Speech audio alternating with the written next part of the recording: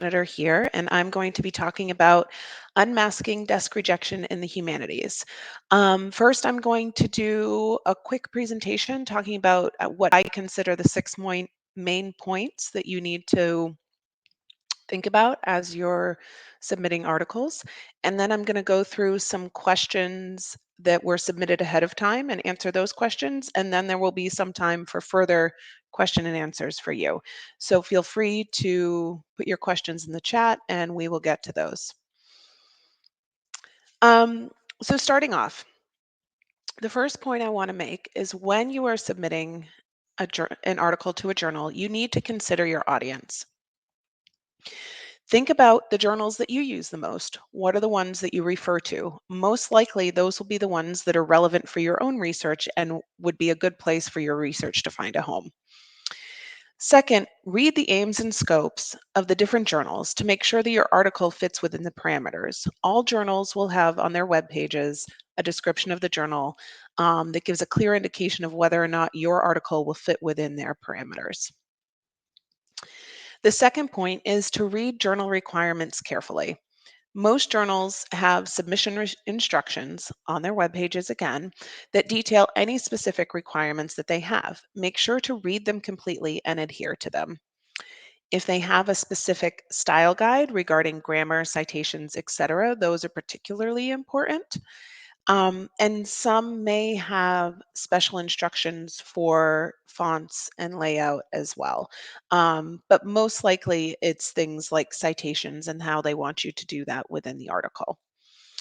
Um, the third point is to consult with your colleagues. They can be a great resource for you. Speak with colleagues to see if they may have published in a journal that you're considering submitting to. They may be able to give you information about their experience, how it went for them, and some good information. They may also have alternative ideas about places to submit, perhaps a journal that you didn't know about, but is relevant for your work. Um, Also, if they have submitted to a particular journal that you're interested in, as I mentioned before, their experience may also give an idea of the turnaround time for reviews, how quickly their article went through the process, things of that nature.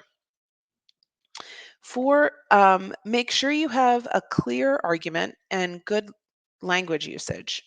It's important that editors and reviewers are able to easily discern and follow your argument. Make sure that you clearly state what you hope to show slash accomplish or prove in your article, and then follow up with your research. If you are publishing in English and it's not your first language, it may be worthwhile to have a native speaker at least read through your paper. While journal editors do not expect the usage and grammar to be perfect, they do need to be able to read the argument and not get lost in bad language. This also applies to whatever language you are publishing in. I have had reviewers come back in the past stating that they could not review a work because the language was too bad.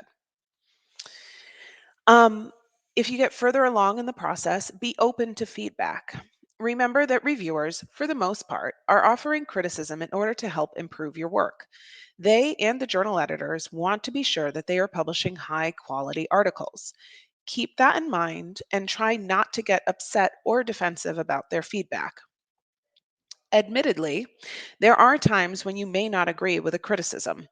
Most journal editors will at least consider your response to a review if you do not agree with the revision suggestions. So, if you are sending a response back about your review, oftentimes you can include comments in response to the review or explanations of why you did or didn't make certain revisions that were suggested. My final point is to make sure that you use a clear citation style and adhere to all publication ethics policies. Again, if there is a particular citation style that the journal requires, make sure that you follow that. But if you are able to choose your own, that's fine. Whichever citation style you choose to use, make sure you use it consistently and clearly. Do not mix in-text citations and bibliographical references with footnotes and endnotes. It's clear that you choose one style and stick to it. Most publishers now have publication ethics policies posted on their website and oftentimes listed on the journal web pages. These will also be noted in any consent to publish forms that you may sign should your article be accepted. It's important to familiarize yourself with the publisher's policy so that you don't run into issues later on. Common publication ethics violations that we're seeing are plagiarism and self plagiarism, censorship, and also what's called salami publication, which means splitting your data sets to try and publish more articles in different journals, but they are all relating to the same content. So those are kind of the six main points to consider. I'm now going to go through questions that were submitted ahead of time and give my answer to those. Some of the questions are ones that I addressed, but I will refer back to what I talked about, and others are different questions that I will also try to answer for you. Again, at any point, you can feel free to put more questions in the chat that I will answer later on. Um, so first, some of the questions that were addressed in my presentation here. How can authors effectively tailor their submissions to meet the expectations of editors and increase acceptance rates?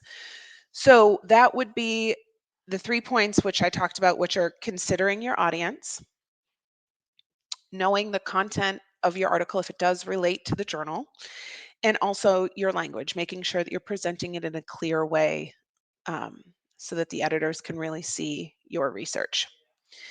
The next question: what strategies or techniques can authors employ to critically assess their own work before submission to minimize the likelihood of desk rejection?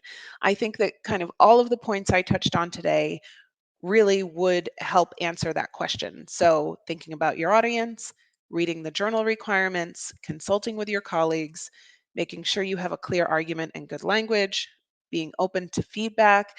Another point too would be, if you are consulting with colleagues, have them read your article and take their feedback first. That may be a helpful step.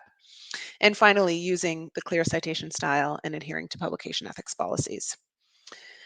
The next question: how do you suggest authors navigate the process of selecting the most suitable journal for their manuscript to improve the chances of acceptance?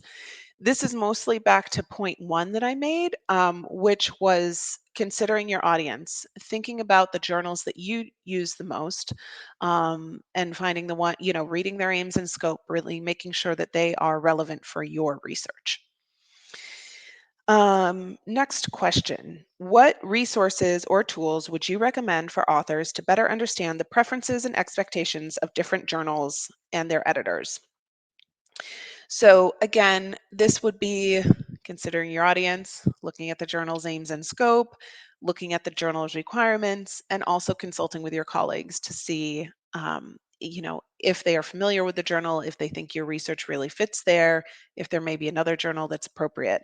All of those would help answer that question.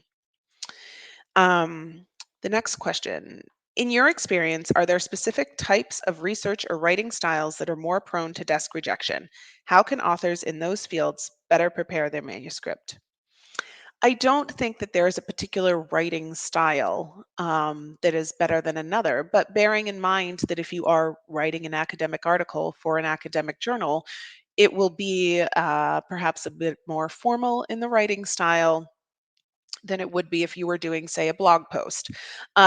So again, I think it more boils down to your audience, the scope of the journal, and consulting other articles in that journal to see what the writing style is there.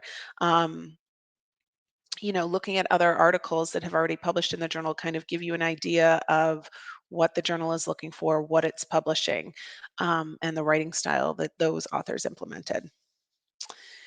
Um, Next, I'm going to talk about, there were a few questions about the changes in um, submission statuses within, whether it's editorial manager or whatever software the journal is using.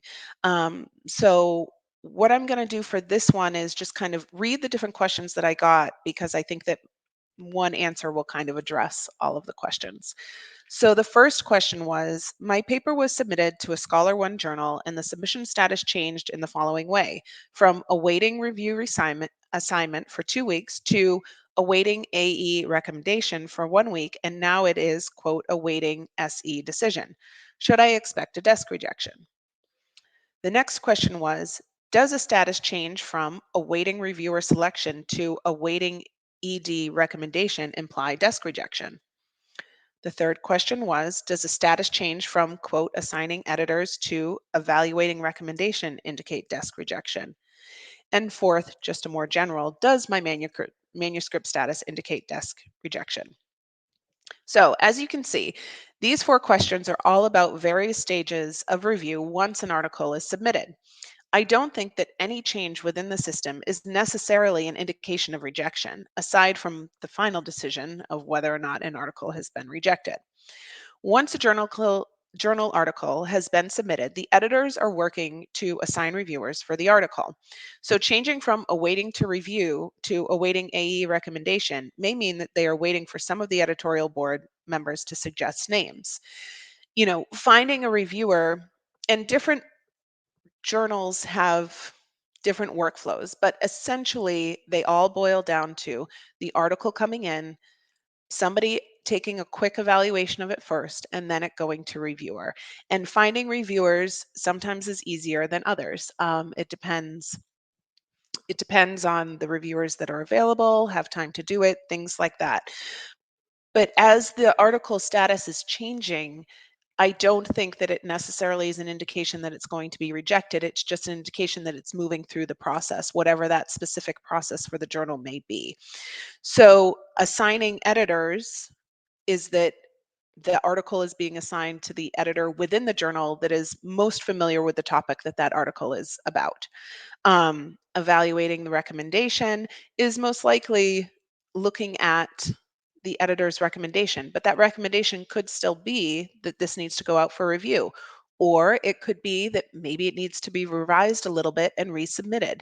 So I don't think that a change in a status is an indication of rejection. I think that you do need to understand that the process can take a little bit of time, and although it's frustrating and you're anxious to hear results, a change in status is good in that your article is moving through the process.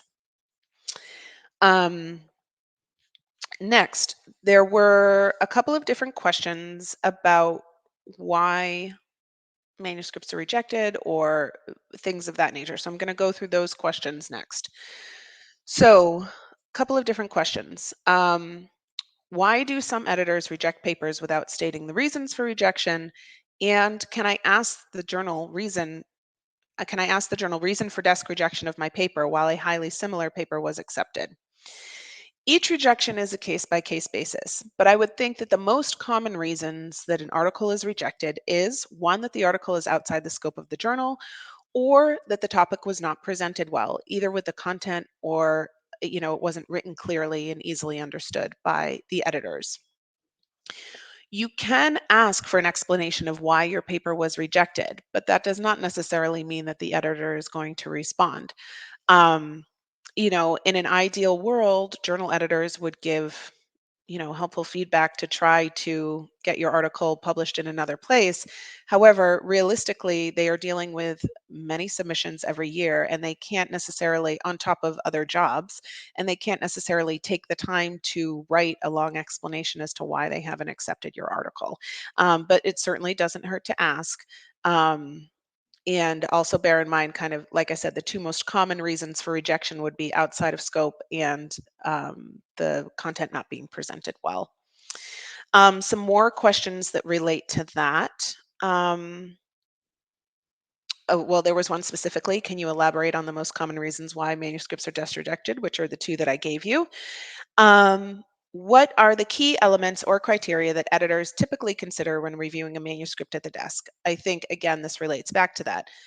Does the article fit within the scope of the journal? Is it presented well? Does it add a new argument to the discourse that will encourage further discussion, hopefully within the journal? Because ultimately, that's what we're looking for, right? So we're looking for new research or maybe response to research that's already been published in the journal that's continuing the discourse, continuing the research. Um, and so I think those are all things that the editor considers when they're looking at an article. Um, Next question. Could you provide examples of common pitfalls that often lead to desk rejections and how authors can avoid them? I mean, I think we've talked about mostly, you know, this, but mostly scope and presentation of the content are kind of the two most common pitfalls or reasons why an article would be rejected. Um, and a couple more questions here. One, what are the chances of of acceptance of an article that has not been desk rejected? Um, it's hard to say. I mean, this is really on a case by case basis. Obviously, if it hasn't been initially rejected by the editor, there's a better chance that it might be accepted, but it still does have to pass peer review.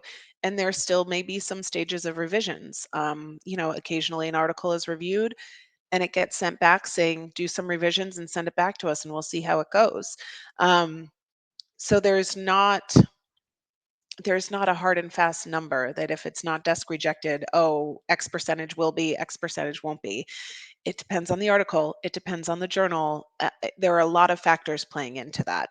But I would say that if your article is not initially rejected, you do have a better chance of it moving forward. Um, this is a question about timing. Why is my paper still in the desk review stage after 2 months? Um, I don't necessarily have a specific answer to that question, but what I can say is that some typically more popular journals in the field have longer turnaround times simply because of the sheer amount of submissions that they are receiving. So, a really popular journal is getting hundreds of submissions that they have to sort through, and they are trying to do it in the most, efficient way possible. But sometimes there's just a lot of content to go through, and it doesn't happen that quickly. If you are concerned about getting an article published by a certain time, you may want to consider a journal that might not be as, big or well known as others in the field. They may have less submissions, but a faster turnaround time. So that's something to consider. And finally, the last question. Are there any specific red flags that authors should be aware of while choosing a journal that might increase the chances of desk rejection? Um, so there are a couple different points here.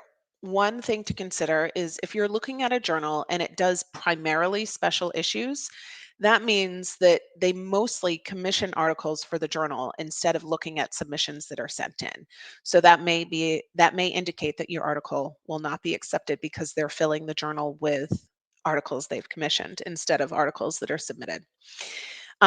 If a journal consistently publishes their issues late, then they're struggling with getting content out on time. This does not mean that there is a higher rejection rate, but it may mean a longer process for you and maybe not the best fit for you. Um, and finally, a higher rated journal in the field may have a higher rejection rate simply because they have the reputation and can afford to be very selective.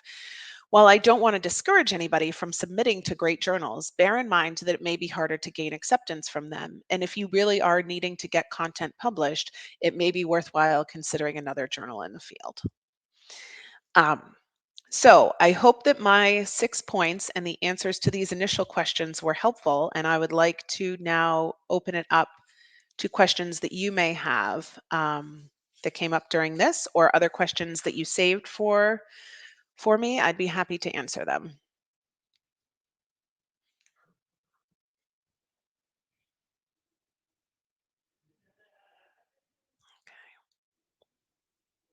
All right, I'm looking at the Q&A. There's nothing there yet, but feel free to post something there. We can wait a few minutes. It's no problem. I know I just threw a lot of information out. So if you're still processing and coming up with questions, that's totally fine.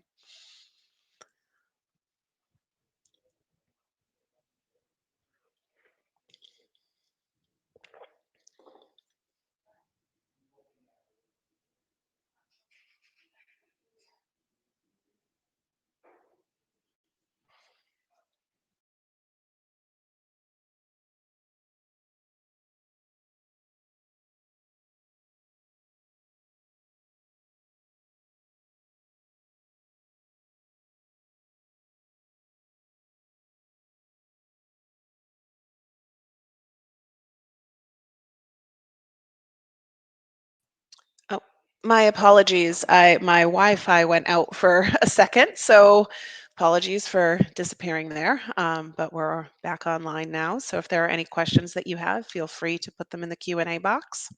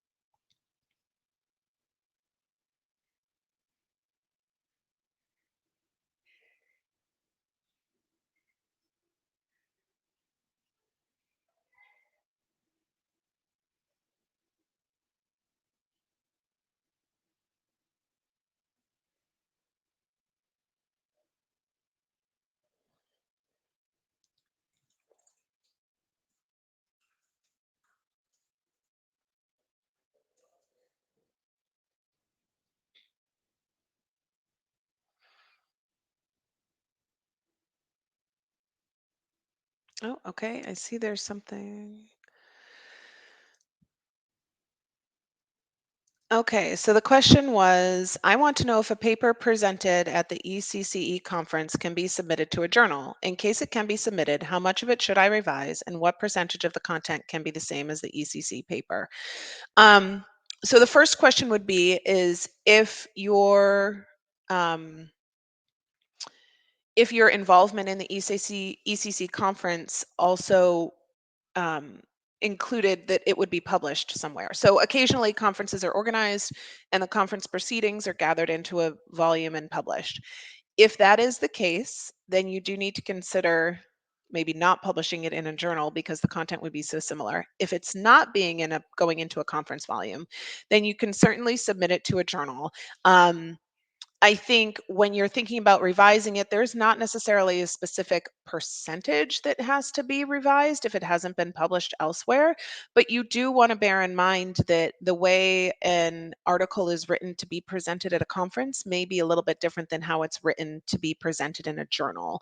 So you may want to revise it in view of your audience and how it's going to be read instead of presented. So bear that in mind. But mostly it's consider whether or not that paper is supposed to be published anywhere else before submitting it to a journal. Um, the next question is, my paper has been rejected on the grounds of plagiarism. What should I do? Well, you need to get some more information first. Why, you know, where are they saying that the content was plagiarized from? Get more information, because you need to know whether in fact that is true. First of all, before you can start defending yourself and figuring out where the duplication happened. um, but you can have a conversation with you can certainly ask for the editor's information about why they're saying it was plagiarized, so they can give you more information.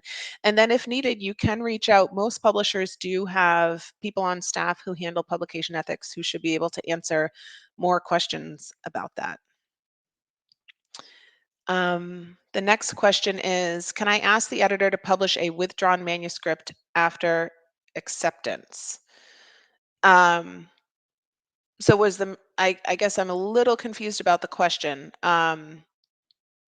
Was the manuscript withdrawn before or after it was accepted for the journal?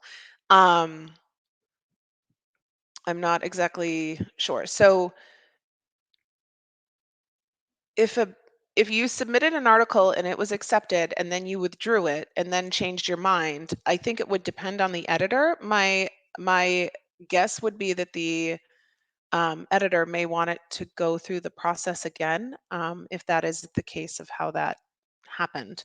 It kind of depends on if it was accepted before it was withdrawn or after it was withdrawn. Um, okay. This is a question. If after publishing I realized an error in my results, what should I do? You should reach out to the journal editor. Different journals have different policies about publishing errata and corrections. Um, So you should reach out to them and see what their policy is. Some journals will publish errata. More and more journals, since everything is done online now, may do an updated version. So there are different ways to go about it, but it's specific to the particular journal. So you would need to check with them. Right. Um, all right. Another question. Will that reflect badly on my, okay, so this is a follow-up to that first question about fixing the research. Will that reflect badly on my future publishing prospects? I don't think so, because I think that, if you are able to publish the errata, I think that reflects better on you actually, because you went back and realized that you had an error and you went in and fixed it.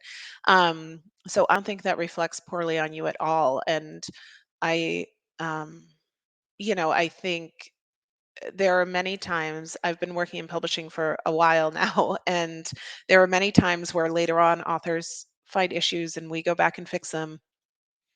And I think that I don't think it reflects poorly at all. No.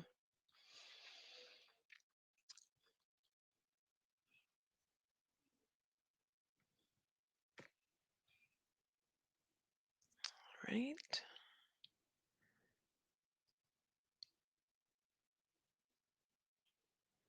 Okay. See if there, wait a couple more minutes here. Got a couple more minutes before the end of the session if there are any more questions.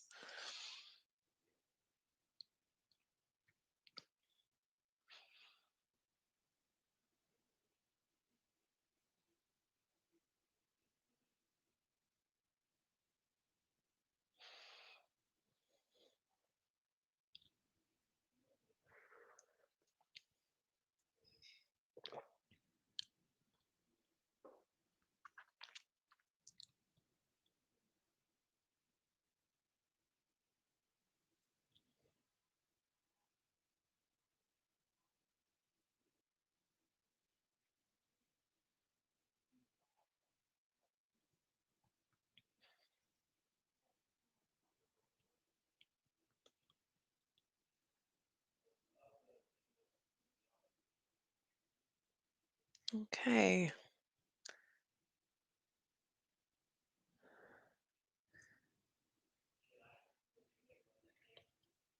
Yep. Okay, so I don't think we have any more questions coming in right now. So I wanted to thank you all for joining this webinar. I hope it was helpful for you. And we'd love to hear your feedback on this. So please use the link that Aditi posted here to give your feedback on this session. And thank you so much for joining.